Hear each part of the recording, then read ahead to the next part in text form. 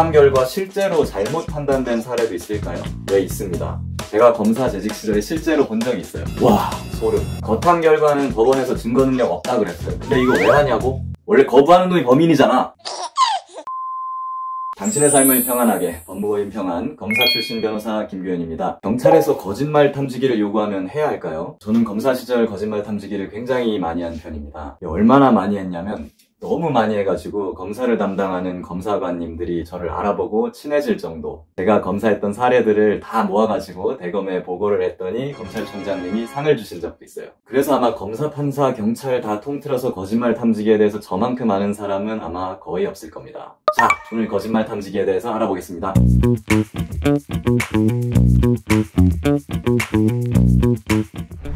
거짓말 탐지기, 줄여서 거탐이라고 많이 부르는데요. 경찰에서는 폴리그래프 검사, 검찰에서는 심리 생리 검사라는 말도 많이 쓰고 있습니다. 거짓말 탐지기 검사는 담당 수사관이 직접 하는 게 아니고 경찰에서는 지방경찰청, 검찰에서는 지방검찰청급 기관에 전문적으로 훈련을 받은 검사관님들이 계세요. 그분들은 거탐 검사만 하루 종일 하는 분들이거든요. 그럼 일선 수사관님들이 수사를 하다가 거짓말 탐지기를 해야겠다 하면 이분들한테 의뢰를 하고 이분들이 피의자한테 전화를 해서 일정을 잡고 피의자가 그럼 지방검찰청, 경찰청 방문해서 검사를 하게 되는 거예요. 보통 검사 받는데 빠르면 한 2주, 느리면 한 2달까지도 걸리더라고요. 실제 검사 장면은 대충 이런 식으로 이루어집니다. 병원에서 심전도 검사 받아보신 적 있으세요? 그때처럼 몸에 센서 이런 걸 막 붙인 상태로 검사관의 질문에 내가 답변을 하면 호흡, 맥박 등 신체 반응을 측정해서 답변의 진실성을 판별하게 되는 겁니다. 자, 이게 실제로 수사기관에서 쓰이는 질문지 샘플이에요. 보통 검사 1회 할 때마다 보통 11개 정도의 질문을 던지게 됩니다. 처음에는 오늘이 5월 20일 맞나요? 오늘이 수요일인가요?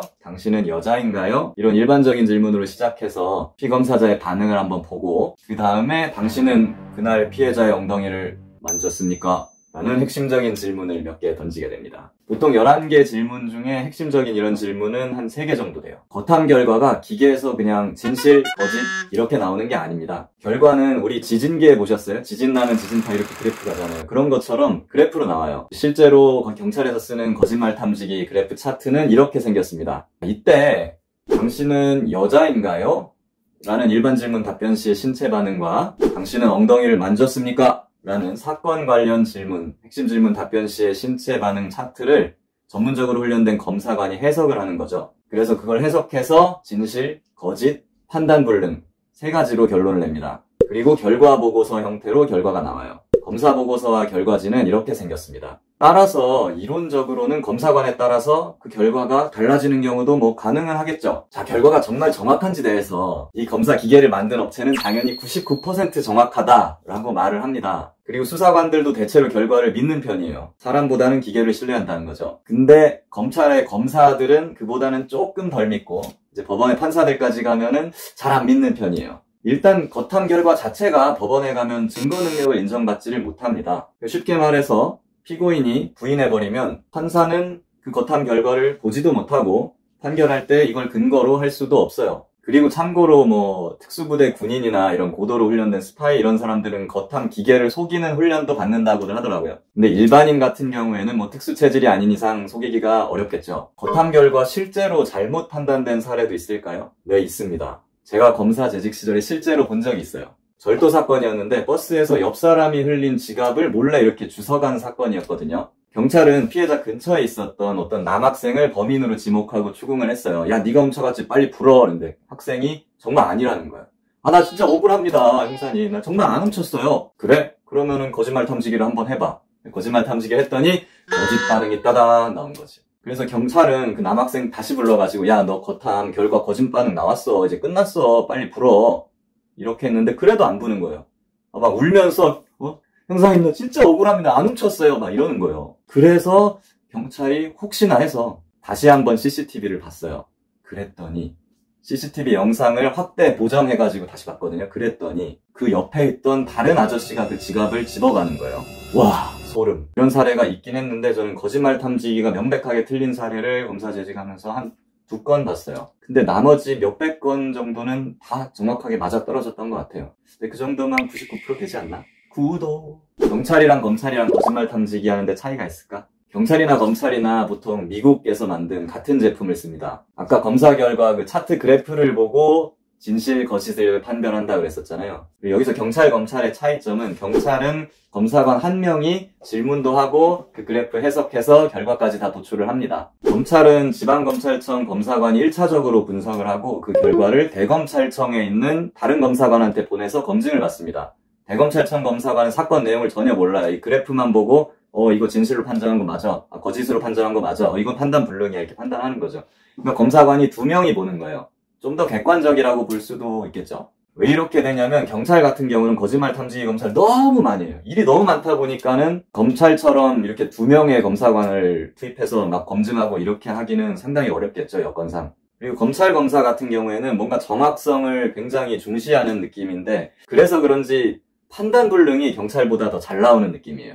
자, 거탐 결과는 법원에서 증거 능력 없다 그랬어요. 근데 이거 왜 하냐고? 일단 수사기관의 심증을 형성하는 데 엄청 도움이 돼요. 수사기관 단계에서 얘는 혐의가 있다? 없다? 이렇게 판단하는 데 도움이 되겠죠. 그리고 혐의가 없다라고 판단하면 그대로 불송치, 불기소해서 수사에서 종결되는 거죠. 재판에서 직접적으로 못 쓰더라도 그냥 간접적으로 현출할 수 있습니다.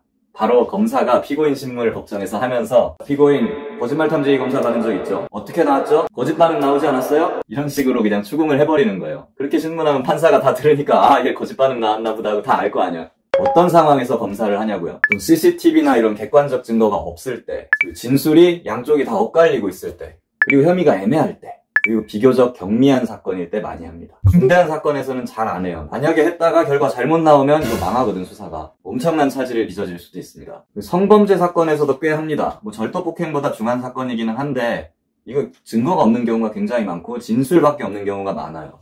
그래서 꽤 해요.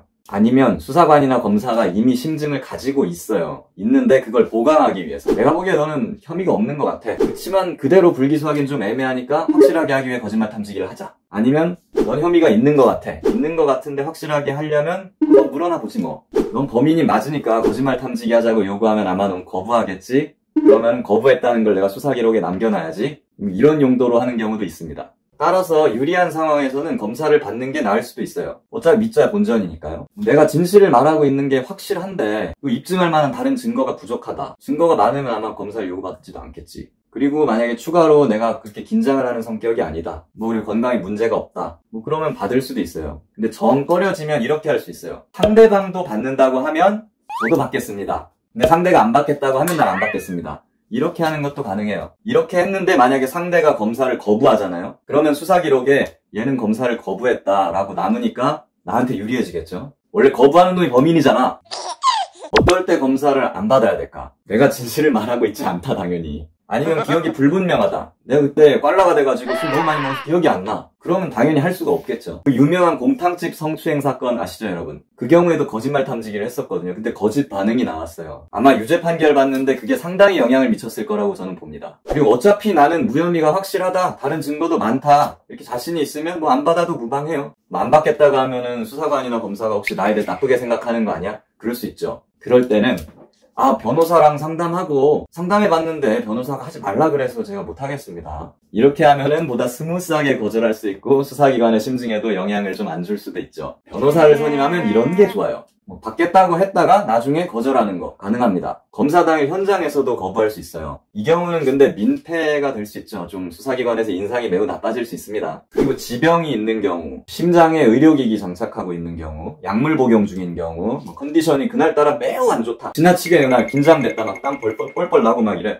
이러면 또 검사가 아예 무산되는 경우도 있습니다. 검사 결과가 만약에 잘못 나왔다. 그쵸. 이게 100%가 아니니까 그럴 수 있어요. 근데 검사 결과가 잘못 나왔다 그래가지고 검사를 다시 해주지는 않습니다. 그런 경우는 없어요. 이렇게 되면 당연히 나에 대한 심증이 나빠지겠죠. 그래서 만약에 검사 결과가 잘못 나오게 될 경우에 나한테 그게 치명적이다. 이런 경우엔 검사 받는 걸 좀 신중하게 고려할 필요가 있습니다. 검사 결과가 잘못 나와도 다른 증거에 의해서 내가 유리하게 이끌어갈 수가 있는지 아니면 검사 결과 유리하게 나올 경우에 나한테 얼마나 이익이 되는지 이런 거 잘 따져서 비교해서 결정을 해야 될 겁니다. 그래도 일단 검사 결과가 잘못 나왔다고 하면 그때는 사설 탐지기 업체를 활용하는 걸 고려해 볼 수 있어요. 자, 이 거짓말 탐지기 사설 업체가 존재합니다. 제가 검사 시절에 어떤 피의자가 나는 무죄예요, 저는 혐의가 없어요 라고 하면서 사설 거짓말 탐지기 업체에 가서 진실 반응 검사를 받아가지고 그걸 제출했던 적이 있었거든요.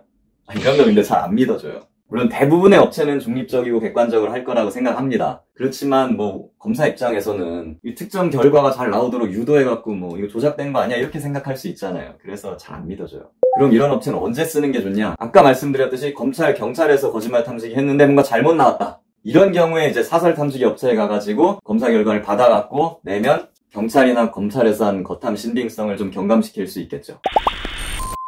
자, 거짓말 탐지기에 대해서 알아봤습니다. 수사기관에서 거짓말 탐지기 요구를 받으신 분들은 너무 고민하지 마시고 제 영상을 보고 필요하면 전문가 상담을 받아보시기 바랍니다. 다 같은 검사 출신이 아닙니다. 당신의 삶을 평안하게 해드리는 법무법인 평안 변호사 김규현이었습니다. 구독, 좋아요.